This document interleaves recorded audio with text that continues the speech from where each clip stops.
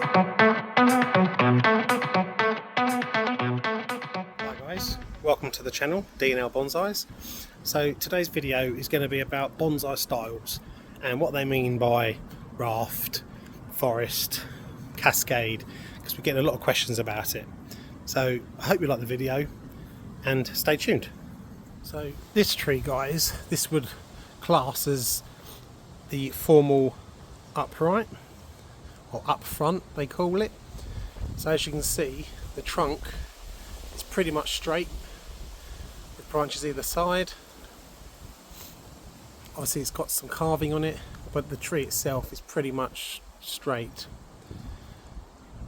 Okay, so that's what they mean when they say formal upright or formal up front. Okay, on to the next. Okay guys, so this would be what they would call an informal upright. And basically what that means is it's not completely straight. So as you can see on this little elm here, it has got a curve to the trunk, but this could be any kind of curve. I mean, quite typical is the S curve, which is quite a traditional shape that you see in a lot of bonsai shops and bonsai displays. But that's basically what it means. So informal means it's not a completely straight trunk. On to the next. So for the next one, slanting. It's pretty obvious, but for those that don't know, it's if the tree is slanted. This is quite a drastic slant. It's bordering on cascade, which I'll go into in a minute, but it's not, in my opinion, it's not a cascade, because none of the branches are actually hanging lower than the pot. It is literally just slanted at an angle like that. But obviously this is one of my hawthorns, which is a work in progress, and as you can see I've already started carving, and I will add to that in a later video. So yes, that's slanting, guys. As I said, the angle doesn't have to be as extreme as that, but that's what they mean. Okay, on to the next one. Right, so this one, guys, I don't actually have one in my collection. So this one is called a literati style. And as you can see, it's quite minimalistic, long, thin, curving branch, main trunk, and a little bit of foliage. Okay, literati. Okay guys, this is a windswept, which basically gives the impression of a tree in a very, very strong wind or gale. Hence the branches are all going in the same direction. I don't have one in my collection, so this is an image to obviously show you what is meant by windswept. This is a root over rock. Obviously this is not my tree, as you can see, it's a stock image. I do have some root over rocks, but when it comes to root over rock, some people will say it's not a root over rock unless the root has actually grown naturally over the rock. Whereas mine, they've been placed on the rock. So mine are more root on rock rather than root over rock. So as you can see in this image, root over rock, you can see that this root has literally been grown over that rock. It has, clung to the rock. It has become part of the rock, and it is a fantastic look. So definitely something that I would recommend attempting to do once you have the skill set.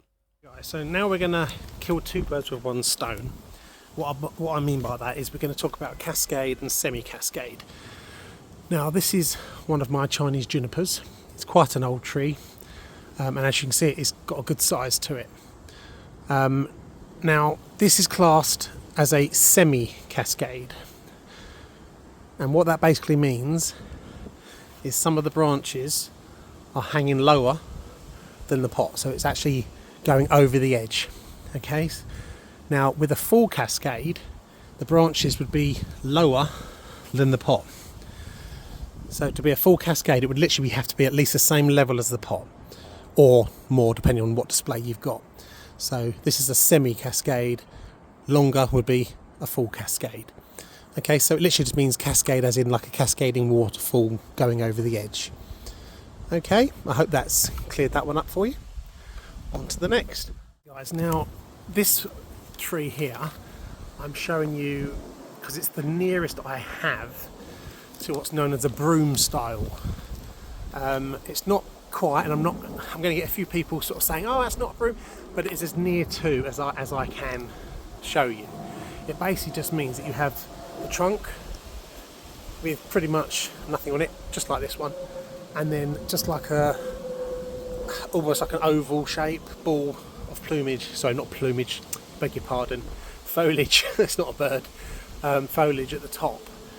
What I'll do is I'll put an image up on screen as well to show you. There you go. So yeah, that's what's classed as a broom style. Okay.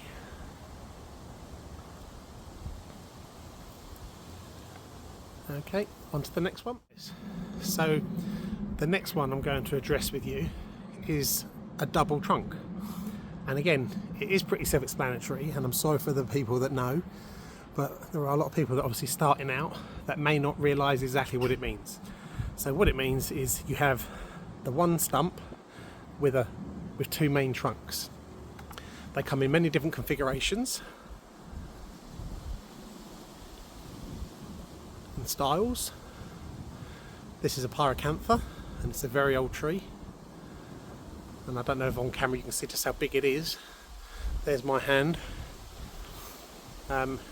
Very, very beautiful tree.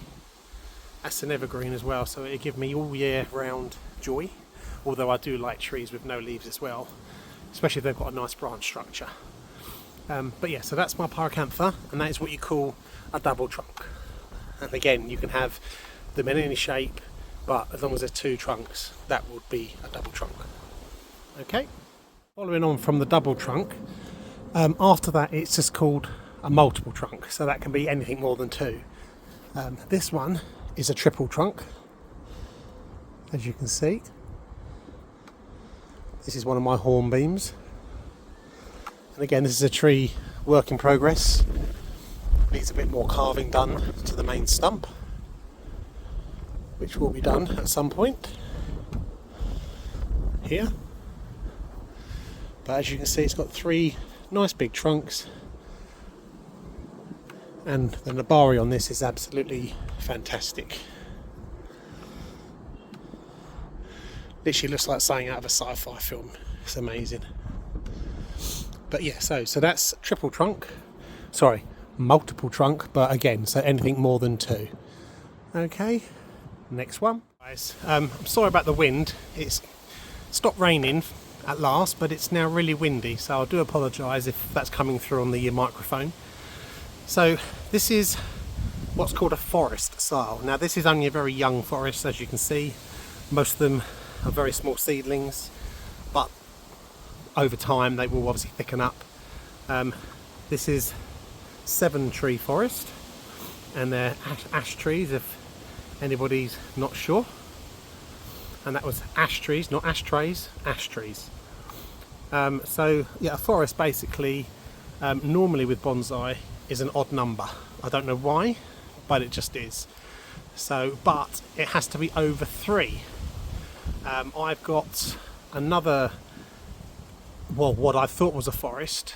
It's 3 aces together, but I was told very promptly when I started my hobby that it's called a trio. Anything more than 3 is then a forest, but it only goes up in multiples that are odd, so it'd be 5, 7, 9, etc, etc.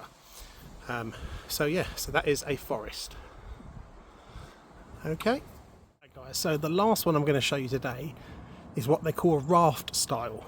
Now, a lot of the time people will mistake raft styles for forests, because when you get one that's fully grown and fully worked on, it will look like a forest, and that is the whole point of it. However, there is one difference, and that is that this tree, or this branch should I say, is actually laying flat. It's not in the ground there, it's that way, and there are roots growing out of the whole bottom of it, and these little branches here are coming up from the same trunk as this.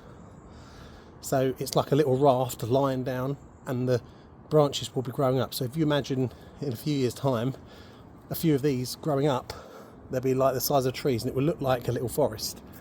But that is what's called a raft. For those of you that want to know, this is a weeping willow cutting that I took, and as you can see, it's doing rather well. I will hopefully progress that quite well once it starts growing in all the right places. But yeah, so that's a raft, which can be mistaken for a forest if it's well established enough. Okay. Well guys, I hope that you enjoyed today's video. I hope you all got something out of it, even if it's just a laugh. You know, we're here to share and have a friendly community. So until the next video, I'll catch you later.